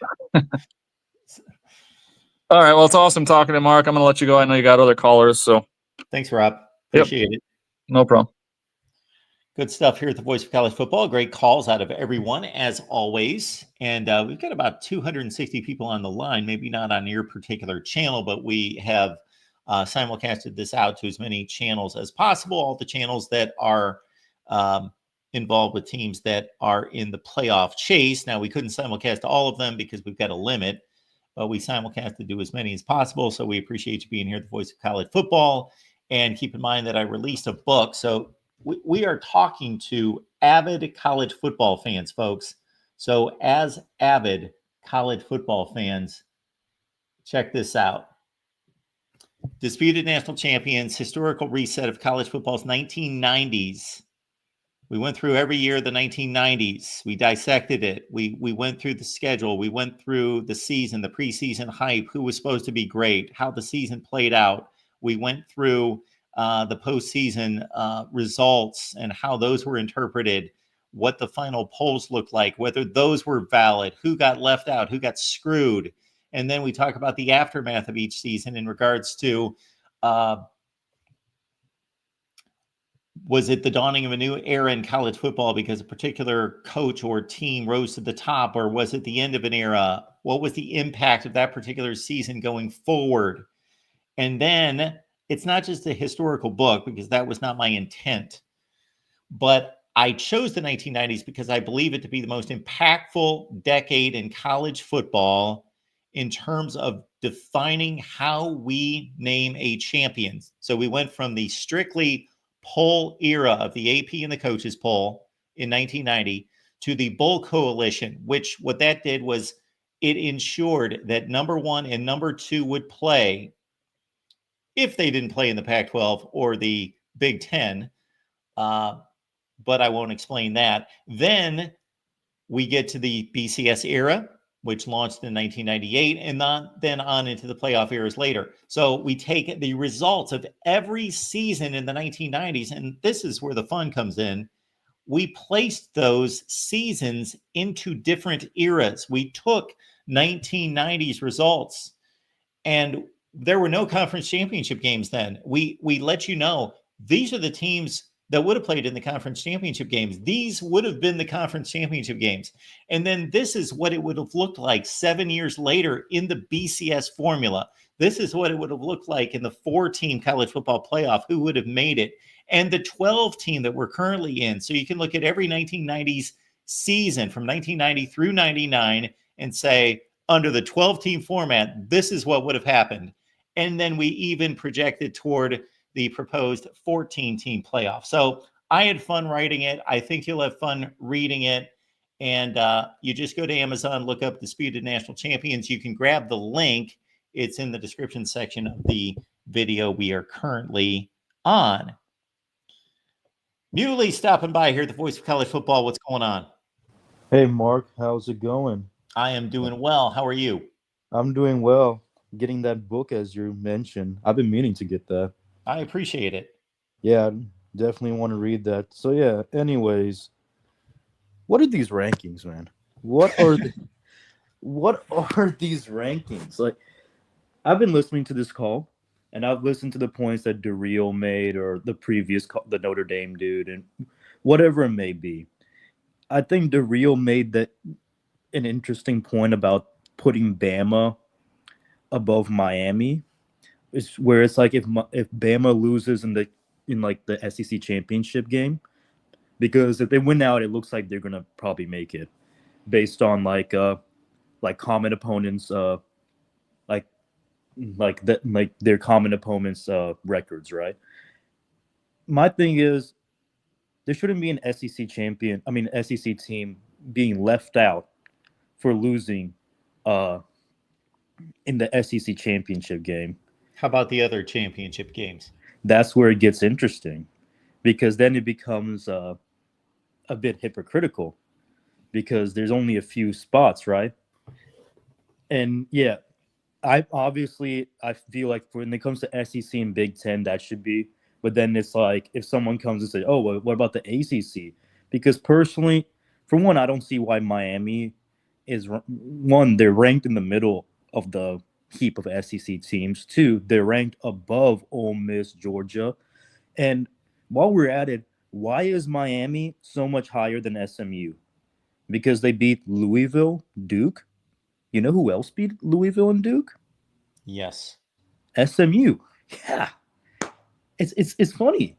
And SMU had a 3-loss. BYU didn't have the best game this weekend. They're still a top 25 team. They still didn't lose to a Georgia Tech team that couldn't throw the ball. Yes, SMU is a better loss than Miami. Absolutely, They do. Right. So I don't know why this. I mean, I know the obvious answer is like the brand bias or whatnot. I get it, but yeah, like what? Like, because I'm sorry if Miami. I feel like at least with Bama, they've proven enough to where even if they do take a loss, the results before the SEC championship is fine. Whereas I'm looking at Miami, your two best wins is Louisville and Duke. Louisville was looking good until they dropped the ball against freaking Stanford of all teams. So now I don't know how to evaluate that. Duke, well, even Duke is a 3-loss, but they did lose to Georgia Tech, I believe, and by like 11 points or 12 points. Yeah, so I think that's so. And then Georgia Tech also beat Miami. I don't know. And then when you throw in another wrench, if Army comes, because I'm okay with ranking Army at 19 at the moment, but if they come and beat Notre Dame, they should get a good boost. They deserve to get a good boost, because let's say they win out. That means they would have to beat a ranked Tulane team as well in their conference championship game. They'll have to beat Navy at the end of the year, which I know Navy has kind of they got destroyed by Tulane, and they've been losing lately. They got destroyed by Notre Dame as well. But regardless, you beat 2 ranked teams, and then you still would be left out. The point of expanding these playoffs is to give these other teams more opportunities. But then now we have this huge pileup in the SEC, and then the Big Ten, the teams at the top are feasting. So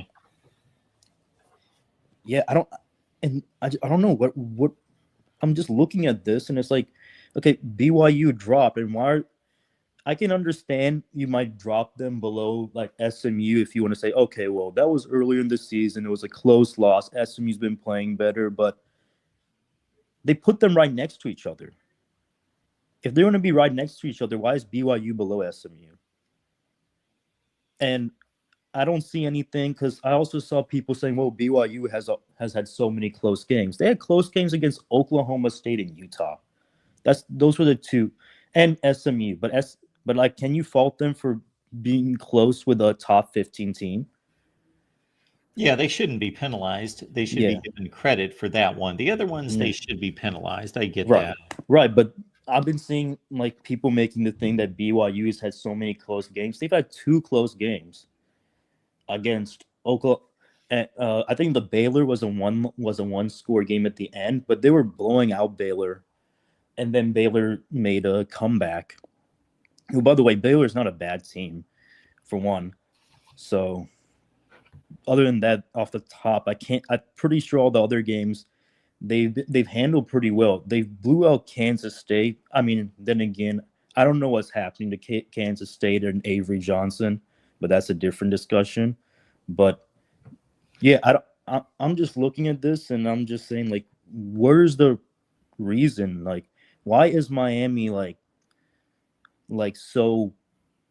Yeah. Well, the thing that we cannot factor in sitting here discussing ourselves without talking to a committee member, and they would never explain it to us, is that there are football minds in that room and there's an eye test. So there's sheer metrics and then there's an eye test. And that's where somebody or 2 or 3 or 4 out of 8 out of the 13, whatever the number, is saying Cam Ward and that offense, when they got on a roll, they are arguably the best offense in college football, and they've got the talent to pull off an upset against an Oregon, Ohio State, Georgia. Therefore, they're of more value than SMU. I get that, but they also have a defense that lets Cal put 35 up on them. And going back to the close win thing, Miami has more close wins and scares than BYU. So, sorry, I'm just kind of freaking baffled by that. So, yeah, I've got Miami. Let's see, where are they? They're at 8. I've got them 3 spots lower myself. Mm-hmm. So yeah, and that's what made me realize what Daryl was saying. Like, if both Miami lose in the championship game and Bama lose, Bama will have the edge over Miami. So I see, if you think about it, which they should. They should, if that was the scenario, they should. But regardless, Miami shouldn't be that high to begin with. All right, Muley, you got any other questions or comments to make? I do, but I'll let the other callers. I just went on a huge rant without even call back anytime. All right. Have a good one. You too. Bye. Appreciate y'all being here at the Voice of College Football. Please consider the Super Chat contribution to keep us going here at the Voice of College Football. Use the Amazon link in the description section as well. Check out my book. The link is in the description section.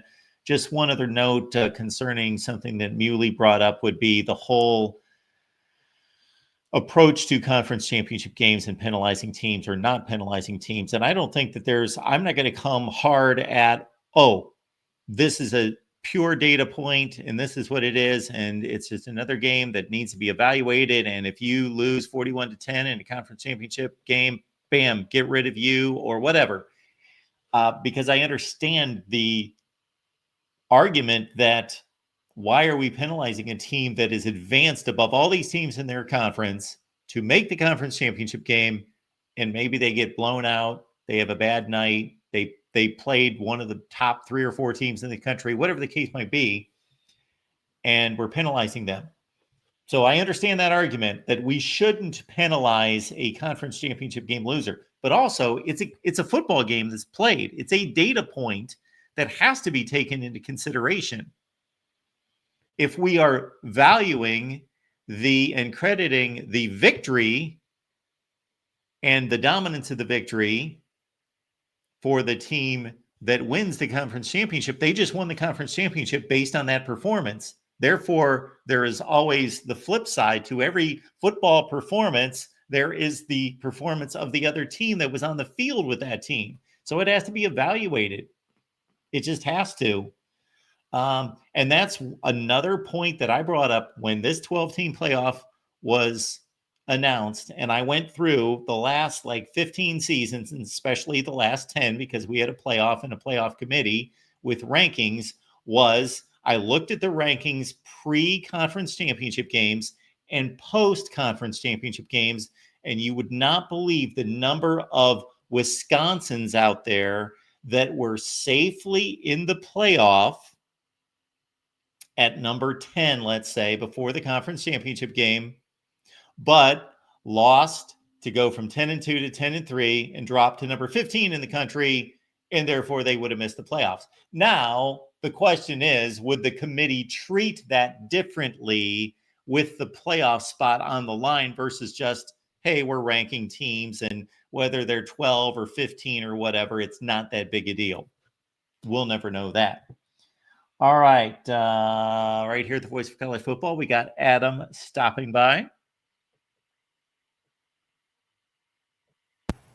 Hey, Mark, how's it going? It's going just fine. How are you? Okay, thanks for having me on. I'll just be a few minutes. So I'm looking at these rankings, and I had a few thoughts. I don't think Oregon should be number one, and I think the Wisconsin game showed that their offense can be stopped and that they are not nearly as good as some think. I think Penn State at number 4, that just baffles me. I do not think Penn State has the offense that's going to allow them to compete in any meaningful way. I don't think Indiana deserves to be 5th yet. We'll wait to see what happens in Columbus. I think Miami is ranked too high, and I wouldn't have Boise at number 12. I mean, they beat UNLV by 5 and they beat Nevada by 7. And I put together my own rankings, which are very different. But I want to hear your thoughts on first, what you think of these rankings and where you think they may be problematic. Well, so it's much like anything else. I don't think you can do too much criticism unless you fill out your own, as you have, because I get criticism for my top 25 all the time because it's easy to see. And then the Missouri example from a few calls ago, once we started to analyze who's around Missouri and who would replace them, well, there's nobody there. So if we start to drop these teams, then I'm guessing you're taking that block of SEC teams and you're moving them up to fill those spots. Yeah, well, I do have different rankings, and I'm sure many would disagree, but I've got Ohio State at number 1. I do think they're the best team in the country because what I'm looking at are who are the best teams based on what I'm seeing on the field. Number 2, I've got Oregon. Number 3, I have Alabama. Alabama looks hot right now, and Milroe is clicking. And if that offense keeps clicking and the defense keeps improving, they're going to be a tough team to beat. I've got Texas at 4.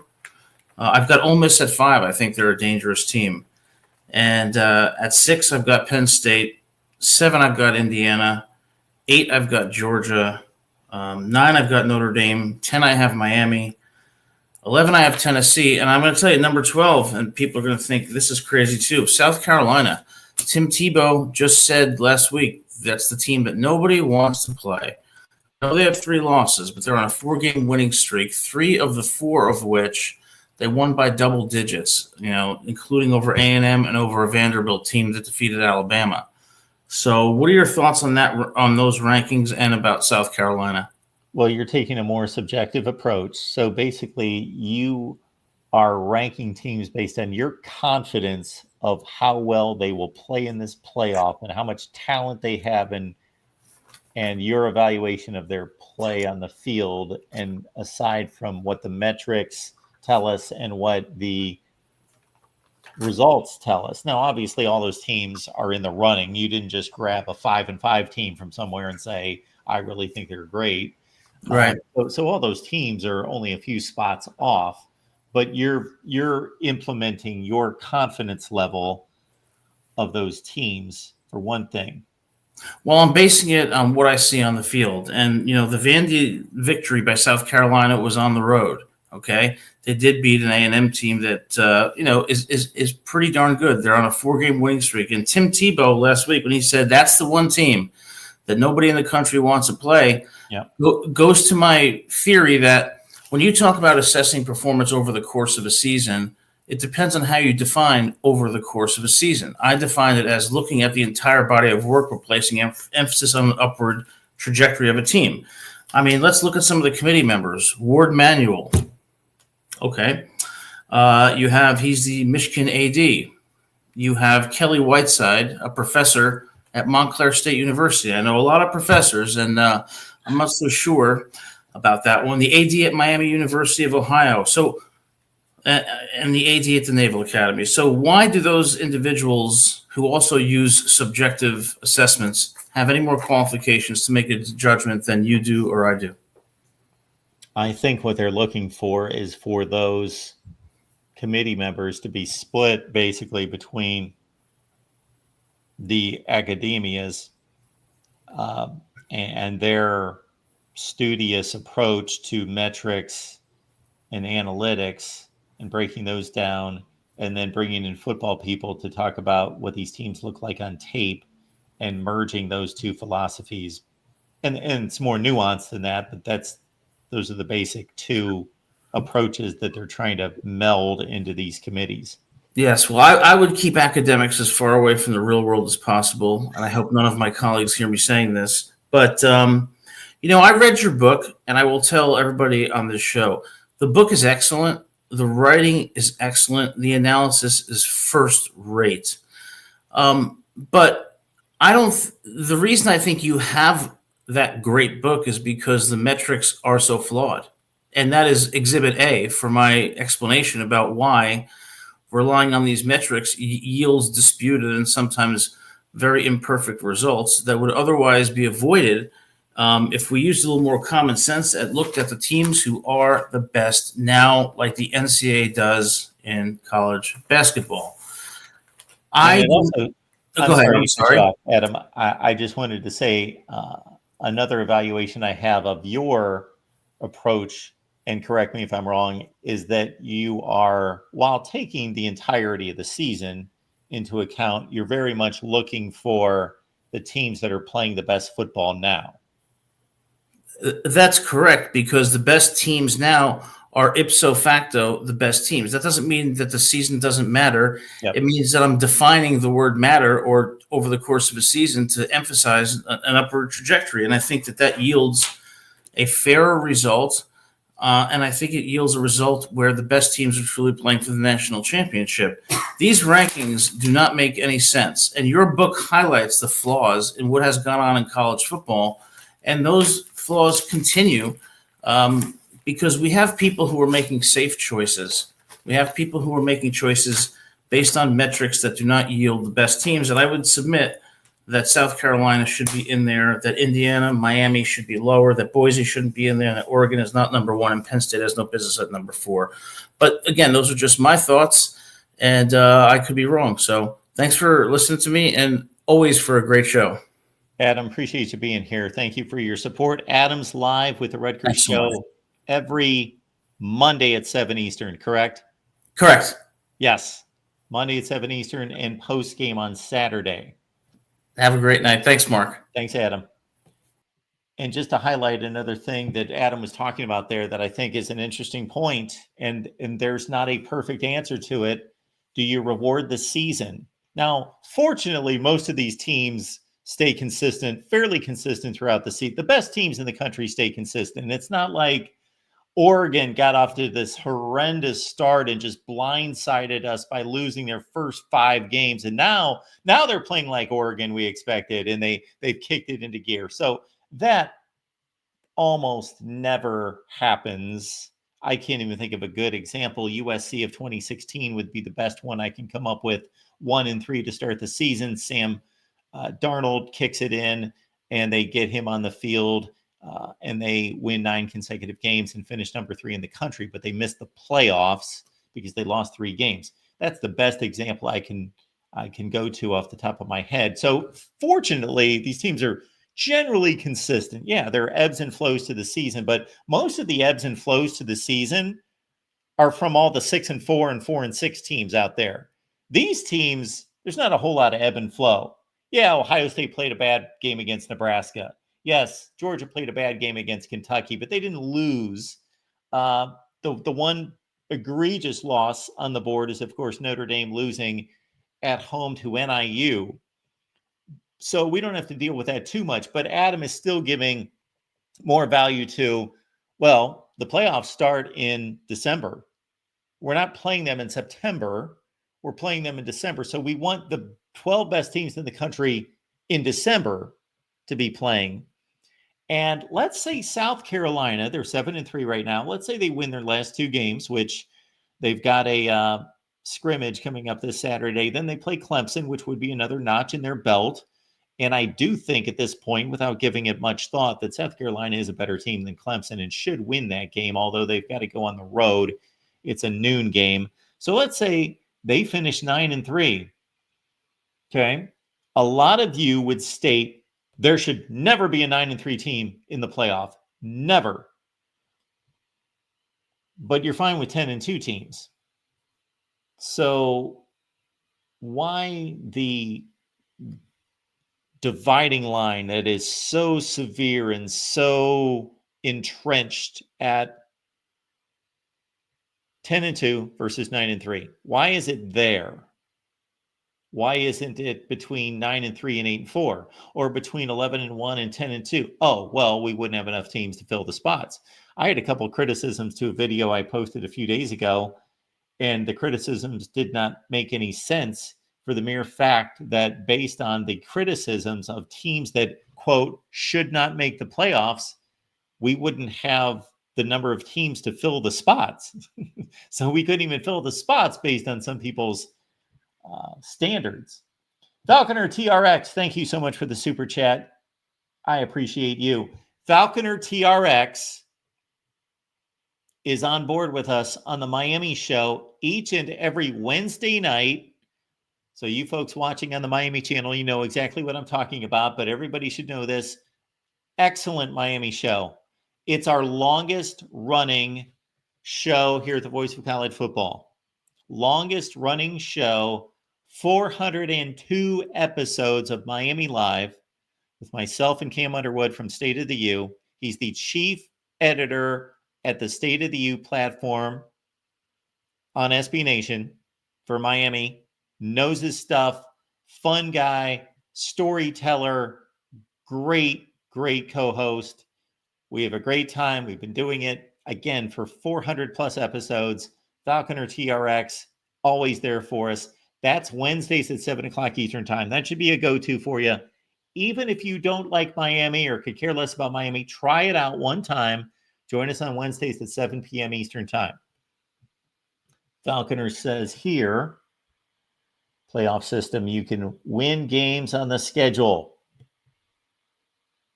Falconer spitting the truth here, coming in with this one. It's all about the U. And for Falconer TRX, it is all about the U.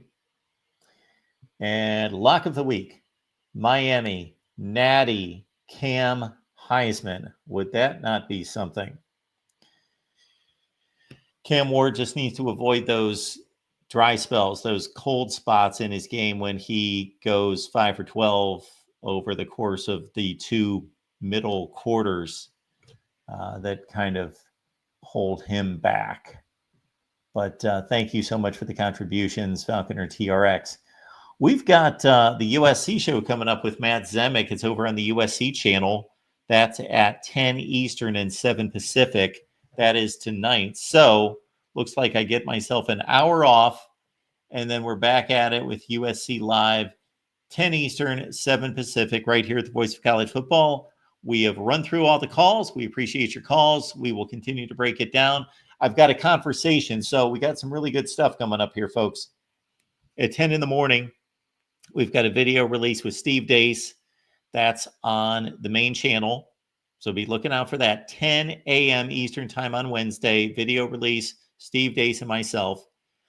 We recorded with Bill Bender of Sporting News tomorrow. That's going to be out. We've got Zach Smith coming up on Thursday, in addition to all our other programming here at the Voice of College Football. So we are hitting it hard this week. We've got Indiana, Ohio State breakdowns as well. So check it all out. And we will see you next time on the USC show in 1 hour.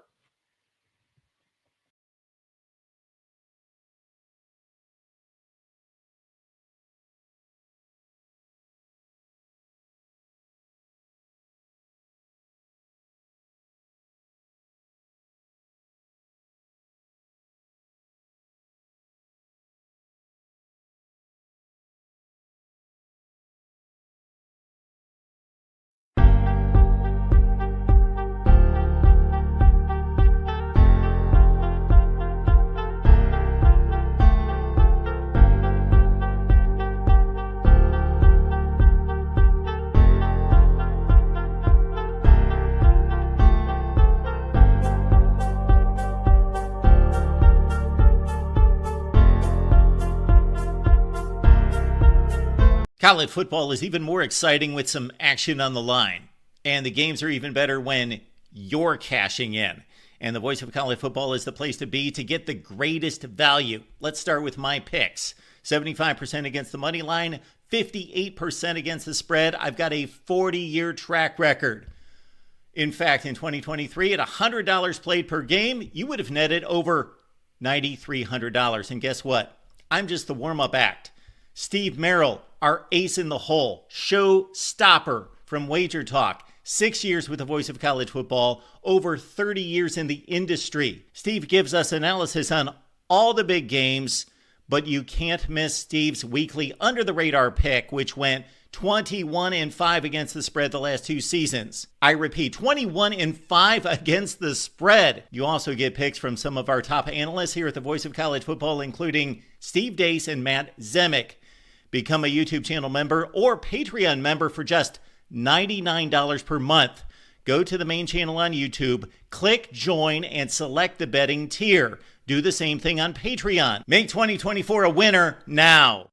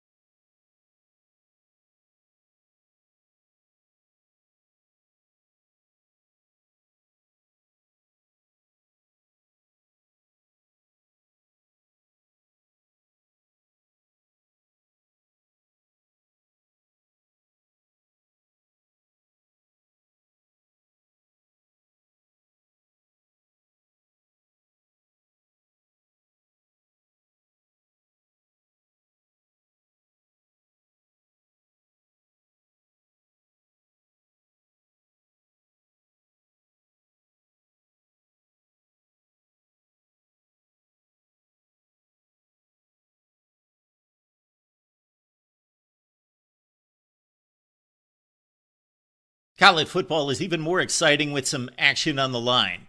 And the games are even better when you're cashing in. And the Voice of College Football is the place to be to get the greatest value. Let's start with my picks. 75% against the money line, 58% against the spread. I've got a 40-year track record. In fact, in 2023, at $100 played per game, you would have netted over $9,300. And guess what? I'm just the warm-up act. Steve Merrill, our ace in the hole, show stopper from Wager Talk. 6 years with the Voice of College Football, over 30 years in the industry. Steve gives us analysis on all the big games, but you can't miss Steve's weekly under-the-radar pick, which went 21-5 against the spread the last 2 seasons. I repeat, 21-5 against the spread. You also get picks from some of our top analysts here at the Voice of College Football, including Steve Dace and Matt Zemek. Become a YouTube channel member or Patreon member for just $99 per month. Go to the main channel on YouTube, click join, and select the betting tier. Do the same thing on Patreon. Make 2024 a winner now.